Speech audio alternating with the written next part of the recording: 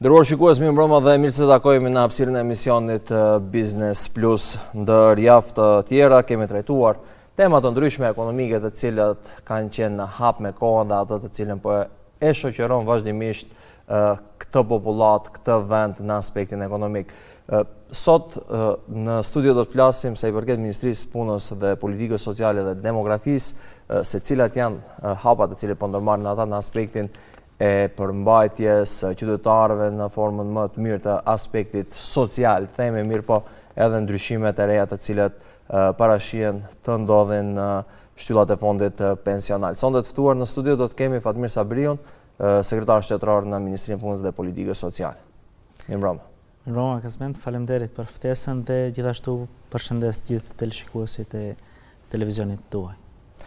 Zoti Sabriu, fillimisht fillojmë atë se e shohim dita ditës çdo herë edhe me një maj nga sindikata kishte protesta sa i përket rritjes pagës minimale, kemi kërkesa për mbulim të shpenzimeve të kostos jetesës, mirë, po nga ana tjetër përgjegjës ju bën juve si institucion sa i përket rritjes së ndihmave sociale apo kategorisë më të rënduar qytetarëve që ju përket ju si institucion. Çfarë po ndodh realisht me ndihmat sociale dhe sa ata po mbulojnë kostën e diferencës e inflacionit, mos flasim për arritje të dëshirave të cilat do duhet jenë për të përmbushur qytetarët në këto nevoje, në këto rrethana. Ne në pas të legjislacionit pozitiv të vendit tonë, Republikës Maqedonisë së Veriut, gjithsesi në pas të ligjit për mbrojtje sociale, e kemi të garantuar harmonizimin e të gjitha shtesave nga sfera e mbrojtjes sociale me rritjen e kosteve të jetesës. Kjo nënkupton që në qoftë se rriten kostoja e jetesës së qytetarëve, në të njëjtën kohë për çdo vit rriten edhe shtesat, gjithsesi ndihmat sociale.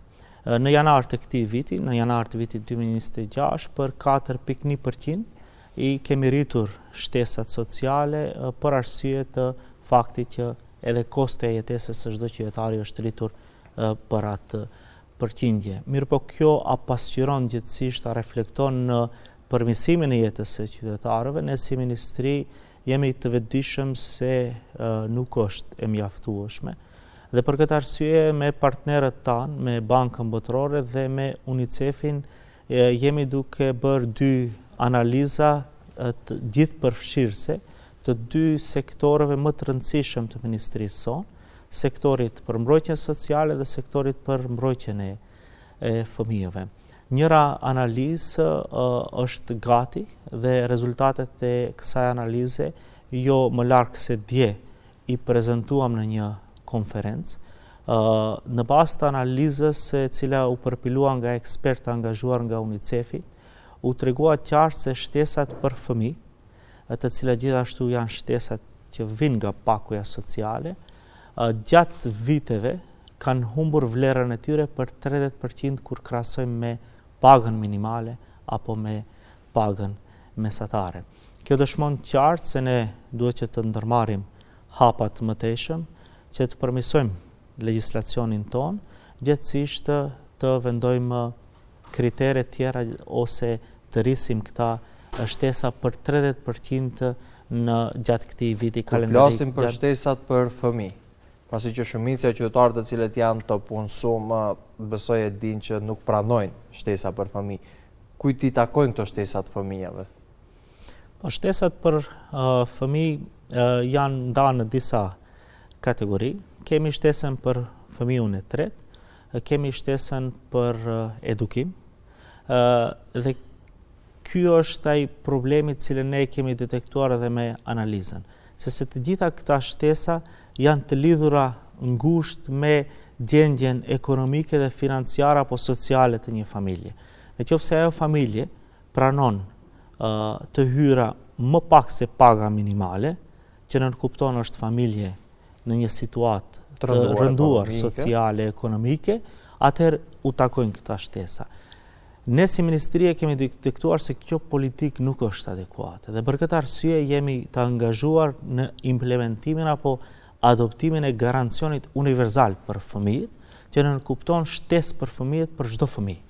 Pa dallime të kategorisë punës, sociales, ekonomike, pa dallime sa është fëmia i para, i dyta, i tretë, do të jenë barabar gjithë fëmijët të marrin një shtesë, ashtu siç është praktikë edhe në vendet evropiane.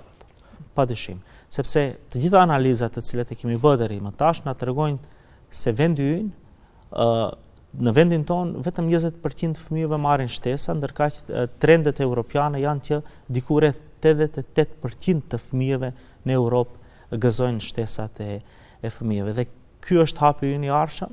Gjatë këtij viti kalendarik ne do të përpilojmë edhe ndryshimin e ligjit, ku do të parashohim shtesa për fëmijë të jetë universale, të takojë çdo fëmijë me qëllim të uljes së varfërisë tek fëmijët tanë. Sepse edhe këtu si shtet çalojmë gjithësisht, jemi prapa vendeve europiane, sepse tek ne 30% është varfëria tek fëmijët. Ndërkaq varfëria e përgjithshme në shtet është diku te 22%. Duhet që ky 8% me ul tek 22% që edhe fëmijët të jenë të barabartë me kategoritë e tjera të qytetarëve. E kemi bërë një përllogaritje se sa mund të shkojnë shtesat universale për fëmijë në vendin tonë? Për afërsisht sa do të kapë shifrën, pasi që e shohim edhe vendet e rajonit, sidomos Kosova tani më e bëri atë që ti takoj çdo fëmijë shtesë. Për vendin tonë është bërë një përllogaritje se sa mund të jetë ajo, dhe më interesonte është pyetja se a do t'i kapë edhe fëmijë që janë tash që po ekzistojnë, apo vetëm ata që do të lindin pas ligjit? Po, kemi disa opsione, jemi duke menduar që të implementojmë një opsion të parë ku fëmijët prej moshës 0 deri në moshën 7 vjeçare të kenë shtesën universale, vetëm atyre tu takoj fillimisht, shkaku edhe i përgjegjësisë buxhetore, edhe implikimeve financiare, dhe më pas në etapa tjera të implementohet edhe tek fëmijët deri në moshën 18 vjeçare, në qoftë se gjithësisht ata edhe e ndjekin shkollimin. Shtesat, vlera e shtesave do të varet kryesisht edhe nga ajo se a dëshirojmë që të kemi vetëm një shtesë universale, apo edhe do të mbajmë ta shtesën e cila është treguar edhe suksesshme, shtesa për edukimin e fëmijëve. Mirë po, shuma e shtesave do të varet edhe nga kategorizimi, se jo çdo fëmijë nga familje të ndryshme me status të ndryshëm ekonomik, financiar dhe social do të kenë vlerën e njëjtë të shtesës. Ata të cilët do të kenë nevojë më shumë do të marrin më shumë, ata të cilët do të kenë nevojë më pak do të marrin më pak. Mirë po, jemi duke menduar prej një shume prej 50 deri në 150 euro të ndajmë shtesë për çdo fëmijë. Nuk është definitive. Kjo është në nivel mujor. Në nivel mujor. Flasim për Po, flasim nivel mujor dhe flasim për çdo fëmijë. Do thotë të ka prej 50 deri në 150 euro varësisht prej kategorisë cilat janë. A është bërë një analizë, a mund të ketë diskriminim, pasi që është e rëndësishme, fëmiu do thotë nuk e përcakton as profesionin e prindit, nuk e përcakton as se sa merr prindi i vet, dhe a është menduar se në një bazë mund bëhet diskriminim te fëmijët sepse është fëmijë barabartë edhe me që i ka kushtet e rënduara ekonomike edhe me atjet. Kur flasim për shtesa për fëmijë, nuk flasim për pagat prindve. Të jemi sinqert, diku rreth një vit më parë kur e filluam procesin, edhe unë isha në të njëjtin mendim, në të njëjtin qëndrim. Mirëpo ekspertët cilët e përpiluan analizën, analizë e cila u financua dhe u mbështet nga UNICEF si partneri jon kryesor, konstatuan që në qoftë se nuk bëjmë kategorizim, nuk do të ndikojmë shumë tek ulja e varfërisë tek fëmijët. Për këtë arsye shumë është e rëndësishme që të bëhet edhe kategorizimi, sepse për ne si ministri është mjaft e rëndësishme që të ndikojmë të rritet standardi jetesës së çdo fëmiu. E në qoftë se ndajmë shtesa të barabarta për të gjithë fëmijët, po i vendosim fëmijët në të njëjtin pozicion, mirë po nuk do të ndikojmë që me atë shtesë të cilën do ta marrë një fëmijë nga një familje e varfër të dalë nga ajo gjendje, nga ajo situatë. Gjithsesi nuk do të ndikoj as pak shtesa tek ajo familje. Për këtë arsye duhet u bë kategorizimi që të mundet me pat efikasitet, produktivitet një reformë e tillë. A e di pse thash, sepse mendoj edhe ju pasi që keni qenë konfuz në pjesën se a duhet jetë e barabartë apo jo, e them pasi që jemi një shtet i cili tani themi me qëllim apo pa qëllim, po i barazon do thot disi shtresat. Po i barazon në ato që ju me profesionin e juaj sa fitoni, është merite juaja personale e shkollimit, për avancimit juaj në karriere, gjithë shka kështu me radhë. Dhe nga ana tjetër do thot një punëtor krahu apo diçka që merr me pagë minimale që është në sistem, i ofron ndihmë sociale, i ofron ndihmë shtesë për fëmijë më madhe dhe kur ta shifsh në fund do të jenë të barabartë aty diku me të hyra, pasi që kemi shumë kështu lloj ligje që tolerohen nga shumë shpenzimet e tjera, kategoritë më të ulta sociale në aspektin kur bëhen lëshime, subvencionime, kemi në rrymë subvencion për kategori sociale. Kemi të shtesat që do të kemi shtesa më të mëdha për kategoritë sociale, nuk jam kundër që ndihmojnë kategoritë sociale. Mirë po, a është menduar që mos bëhet një parafrim i shtresave dhe pastaj të mos ketë do të thotë ambicie dikush të mendon të avancojë diçka më lart pasi që në të ardhmen tyrat e njëjta do t'i marrë edhe me atë i cili do të avancojë në karrierë. Po, padyshim ne jemi duke punuar edhe në evitimin e gjitha keqpërdorimeve të cilat i kemi pasur më parë në qendrat për punë sociale. Realisht tash për momentin jemi duke punuar në disa sfera. Së pari jemi duke implementuar projektin e mentorimit social, që nënkupton që Ministria së bashku me eksperta angazhuar nga ana e Ministrisë janë duke punuar me familjet të cilat marrin ndihmë sociale me të vetmin qëllim kyçjen e tyre në tregun e punës. Kemi filluar me këtë proces në 2024. Jemi duke punu me 120 familje. E kemi thonë këtu herën e kaluar në emision për sot prej këtyre 120 familjeve kemi numra konkret. 43 familje janë të punësuara. Antar të këtyre familjeve janë të punësuara dhe kjo familje ka dalë nga kategoria sociale. Dhe jemi duke bë një ekspansion të këtyre aktiviteteve me qëllim që të rrisim apo të sensibilizojmë qytetarët se edhe ata mundet të kyçen në tregun e punës. Tani është në fazën përfundimtare dhe shpresoj që gjatë këtij muaji dhe të propozojmë ligjin e ri për mbrojtjen sociale apo ndryshimin, ku do të mundsojmë që në periudhë një vjeçare, një qytetar i cili vjen nga kategoria sociale apo pranon ndihmë sociale, të mundet të punësohet dhe gjatë kësaj periudhe një vjeçare të marrë edhe pak edhe ndihmën sociale. Më pas, gjatë periudhave deri në 5 vjet, do marr edhe bonus pak të 13 në qoftë se qëndron në tregun e punës. Thjesht për të motivuar çdo qytetar që të kyçet në tregun e punës, sepse kyçja në tregun e punës ka shumë beneficione të tjera si për qytetarin ashtu edhe për shtetin, sepse paguajmë kontributet, nesër ka beneficione nga lëmia e shëndetësisë, nga lëmia e sistemit pensional e kështu me radhë. Zoti Sabriu, e thatë shumë mirë pjesën që përfitimet sinqerisht janë shumë më të mëdha nëse janë në tregun e punës se sa në kategorinë sociale. Mirë, po një gjë që mund ta keni barrë ju si institucion dhe jo ne është ajo që si po ja dilni me fondet për të mbuluar do thot kategoritë sociale, pasi që në opinion ka mendime që keq përdoren do thot rastet të ndryshme që janë përfitues apo të garancës ndihmës minimale, do thotë sa është ajo barë për buxhetin? Jemi të sinqert, vendi ynë paguan një shumë mjaft të madhe gjithsesi ndan nga buxheti i tij, një shumë mjaft të madhe për të mbuluar kompenzimet sociale, shtesat sociale. Mirë po me implementimin e sistemit të ri, zgjidhjes së re softverike në për çdo qendër për punë sociale, ne kemi arritur vetëm gjatë këtij viti të ulim për 2000 numrin e familjeve të cilat janë shfrytëzues ndihmës sociale. Sepse ky sistemi i ri për çdo muaj gjeneron vetvetiu automatikisht nga të gjitha institucionet informacionet e nevojshme. Dhe kështu, në qoftë se ka pasur keqpërdorime apo shkelje nga ana e punëtorëve në qendrat për punë sociale, sot këto shkelje evitohen nga vetë sistemi. Gjithashtu jemi duke punuar edhe në ngritjen e kapaciteteve të punëtorëve social. Për herë të parë kemi filluar që të implementojmë case managementin si një metodë pune. Në qoftë se flasim vendet e Bashkimit Evropian, çdo vend implementon case managementin si metodë pune, që nënkupton se një punëtor social punon me një familje. Ai punëtor social ka për detyrë jo vetëm që të përpiloj kërkesa apo të administrojë të drejtat e tyre, por ka për detyrë që të punojë edhe në aspektin social me atë familje.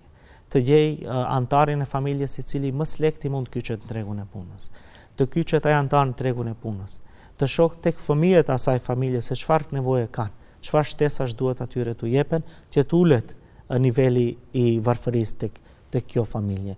Dhe jemi në rrugë të mbarë, jemi duke punuar në më tepër frone, përveç ngritjes kapaciteteve, zgjidhjeve softverike dhe digitalizimit të shërbimeve.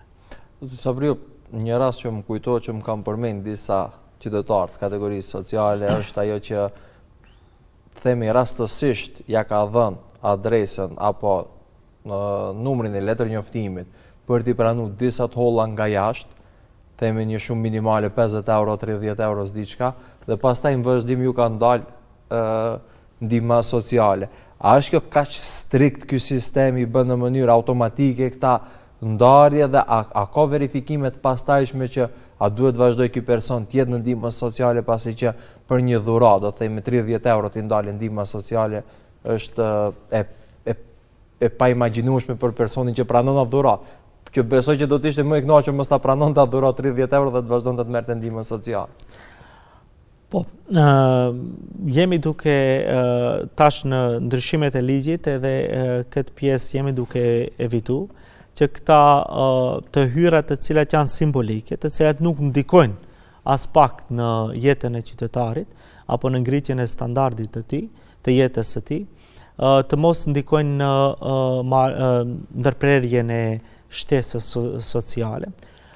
Mirë po sistemi është i tillë që detekton çdo të hyrje. Dhe tash për momentin zgjidhja ligjore është e tillë që qytetari i cili është përfitues shfrytëzues i ndihmës sociale të mos ketë të drejtë të ketë të ardhura dhe gjithashtu edhe pronë nga e cila mund që të gjenerojë të ardhura përveç tokës, oborit të shtëpisë dhe shtëpisë ku ai jeton dhe banon. A ka mundësi që të rikthehen këta pas sistemit? Do të thotë cila është procedura që këta persona që kanë pranuar shumë simbolike, që qytetarët ta kenë qartë se tash për momentin duhet të presen periudhë 12 mujore që të kthehen përsëri. Mirë po ne me zgjidhjen me ndryshimet ligjore që tash po i bëjmë, duam që këto të hyrat që janë simbolike t'i evitojmë, gjithsesi që të mos jenë si shkak për ndërprerjen e ndihmës sociale në të ardhmen. Sepse me të vërtet dhuratat e tilla 50 euro, 30 euro nuk ndikojnë në ngritjen e standardit të jetesës së tij dhe nuk është e drejtë, nuk është edhe në aspektin e drejtësisë sociale nuk është korrekte që të ndërpritet ndihma sociale. Si veprohet me kategoritë e tjera të ndjeshme, sa i përket Ministrisë Punës dhe Politikës Sociale, me persona me aftësi të kufizuara, prindër të vetëm, fëmijë me nevoja të veçanta, ka avancim sa i përket buxhetit për këta persona? Këtu ne jemi duke ndarë fonde jo vetëm për të drejtat, për kompenzim, por jemi duke ndarë fonde edhe për shërbimet sociale. Diçka që është shumë e rëndësishme për çdo person me nevoja ndryshe, për çdo fëmijë me nevoja ndryshe, sepse jemi të fokusuar tek personi që t'i garantojmë një jetesë të pavarur çdo personi me aftësi të kufizuar. Çka nënkupton kjo? Kjo nënkupton që ne si ministri, diku te 1 miliard denar ndajmë për çdo vit, ata janë diku rreth 15 milion euro, që financojmë dhënësit e shërbimeve sociale, e ata dhënës shërbimeve sociale u ndihmojnë këtyre personave që të kenë jetesë të pavarur. Deri para disa viteve në rajonet tona nuk ke patur asnjë qendër për autizëm.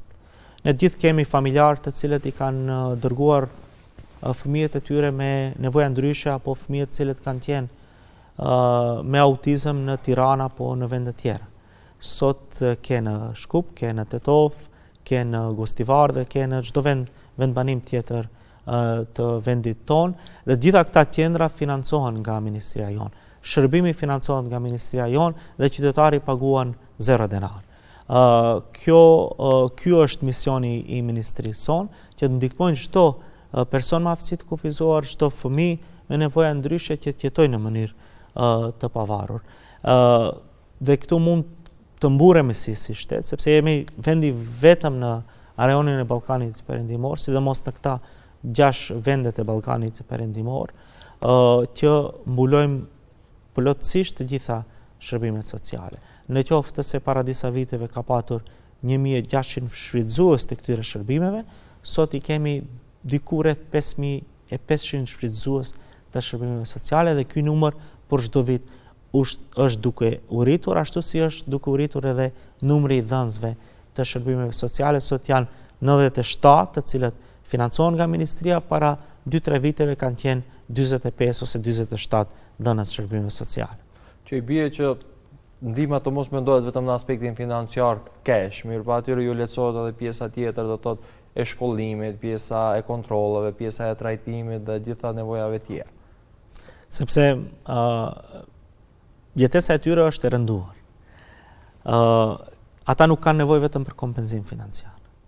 Ata kanë nevojë edhe për asistencë, kanë nevojë edhe për ndihmë në shtëpi, kanë nevojë edhe për qendra të caktuara ku profesionistë do punojnë me ata. Qëllimi ynë është që gjithë këta persona të jetojnë në një rreth me të gjithë qytetarët tjerë, të socializohen dhe të jenë së bashku me familjarët të tyre, me qytetarët të tjerë, të jenë në një rreth social dhe jo të izoluar në për rezidenca të ndryshme apo institucione sociale siç ka qenë më parë. Nëse i shohim numrat, diku rreth 400 në vitin 2020 ke pasur persona me aftësi të kufizuara në institucione ndryshme shtetërore, sot ke rreth 50. Do thënë numri është në ulje, deri në 2027 misioni ynë është që ky numër të jetë 0. Që do të thotë trajtimet i marrin të ketë mundësi të jenë në shtëpi, të ketë mundësi të jenë do të thotë të barabartë në shoqëri, thjesht i mundsojmë ato kushte që ata të ndjehen të barabartë me të gjithë të tjerat. Zoti Sabriu, në proces është edhe pjesa e ndryshimeve ligjore, themi më mirë sa i përket shtyllave të fondit pensional. Çka parashihet në këto ndryshime, pasi që shumica e qytetarëve ne dim që marrim kontribute, dim që japim kontribute, ku shkojnë ata kontribute dhe si përdoren ata mjetet tona, cili është benefiti prej asaj që ndajmë ne prej pagës tonë. Çka parashihet ndryshimet e reja ligjore sa i përket shtyllës dytë, shtyllës tretë në fondin pensional? Edhe në sistemin pensional vërejtëm me ardhjen tonë në pozicion, vërejtëm se sistemi ka nevojë për një rifreskim, ka nevojë për një reformë të caktuar ligjore dhe për këtë arsye themeluam një grup punues për reformën në sistemin pensional. Dhe ai grup punues në bazë të analizave të cilat i bëri, detektoi që duhet që të reformohet posaçërisht shtylla e dytë e sistemit pensional. Për ta elaboruar më mirë edhe për qytetarët, në qoftë se ne jemi të punësuar dhe diku rreth 19.8% nga kontributet tona shkojnë për sistemin pensional, për pensionin. Një pjesë e këtyre kontributeve diku tek 8% shkojnë tek shtylla e dytë. Tek shtylla me shtyllën e dytë menaxhojnë shoqëritë private pensionale. Në Maqedoni janë 3 për momentin. Ata mjete janë mjete personale të çdo qytetari. Dhe këta mjete nga këta shoqëri private pensionale investohen në për fonde të ndryshme. Për momentin zgjidhja ligjore është që këta fonde duhet që të investohen 70% në flet obligacione dhe 30% në aksione të kompanive të ndryshme në botë. Mirëpo kjo mënyrë, kjo qasje është shumë konservative. Nuk lejon që këta mjete të qytetarëve të rriten në mënyrë më agresive. Sidomos në fazën e parë të jetës së tyre, gjithsesi karrierës së tyre në 10 apo 15 vjeçarin e parë. Me qëllim që këta mjete të rriten më shpejt, që qytetarët kenë kthim më të lartë të mjeteve të tyre të cilët investohen nga këta shoqëri private pensionale. Ne me ligjin të cilën tash është vendosur në ENER dhe gjatë javës tjetër do e dërgojmë në qeveri, propozojmë që 70% të këtyre mjeteve të investohen në aksione, 30% në flet obligacione. Gjatë fazës parë të jetesës së qytetarëve apo të punës tyre deri në moshën 45 vjeçar. Më pas, gjatë plakjes së tij, personit, këta mjete të kthehen në 50-50 investim, 50 në aksione, 50 në fletë obligacione dhe në fazën e fundit, në 5 vjeçarin e fundit, të investohen 90% në fletë obligacione dhe 10% në aksione. Analiza na tregoi se kjo mënyrë e investimit të mjeteve të qytetarëve do të ndikojë në rritjen e këtyre mjeteve më shpejt dhe në beneficione më të larta për vetë qytetarët gjatë daljes së tyre në penzion. Kjo ka të bëjë vetëm me shtyllën e dytë, që do të thotë forma e kthimit atyre të investimit mjeteve qytetarëve të jetë pak më e shpejtë dhe pak më në shumë më e madhe të jetë, pasi që nëpërmjet fletë obligacione thoni që nuk është edhe aq sa mund të jetë nëpërmjet aksioneve ndryshme në kompani. Në qoftë se fletë obligacioni tradicionalisht ata cilët merren me këtë lëmi e dinë edhe më mirë, tradicionalisht rreth 3 deri në 4% ka rritja apo kthim të mjeteve çdo vit. Aksionet mund të japin 20 deri në 30%, por ka edhe raste të caktuara, sidomos tash nëse ndjekim trendin me inteligjencën artificiale dhe kompanitë të cilët janë të angazhuara në atë lëmi kanë ngritje të aksioneve dhe mbi 100% gjatë vitit që e lan pas. Tek pjesa e kompanive të cilat marrin themi përgjegjësinë për ta investuar këto, sa ndjekin udhëzimet e Ministrisë Punës dhe Politikës Sociale, apo kjo me patjetër duhet bëhet me ligj që ata të veprojnë në mënyrën që të investojnë në aksione në kompani të ndryshme? Është zgjidhje ligjore. Ata veprimtaria e tyre është e rregulluar strikt me ligj dhe në qoftë se ne nuk bëjmë ndryshimin e ligjit, ata nuk mundet që të investojnë këta mjete në mënyrë tjetër përveç asaj që është e paraparë me ligj.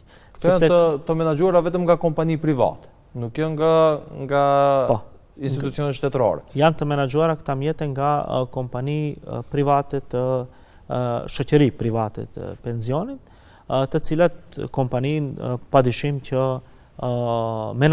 mbikëqyren nga institucione shtetërore, është mapasi si një institucion i cili mbikëqyr, por gjithashtu edhe Ministria jonë. Me të pyet për atë pjesë çka përfitojnë kompanitë, sa kompanitë janë në proporcion me ato që ju si institucione mendoni për tyrat e atyre qytetarëve në këto kompani private, ka ndonjë ndryshim ligjor aty që mund të bëhet? Jemi duke menduar edhe për atë pjesë dhe jemi të fokusuar që çdo zgjidhje ligjore e cila do të jetë në interes të qytetarëve ta implementojmë gjithësisht, ta sjellim dhe e njëjta të implementohet. Këtë pjesë ta sqarojmë edhe një herë për pjesën e fundit të shtyllës dytë, pasi që shumica e mendojnë se ato parë i kemi kesh dikon janë tonë aprit kur dalin në pension. A është kjo kështu apo si është rregulluar me ligj?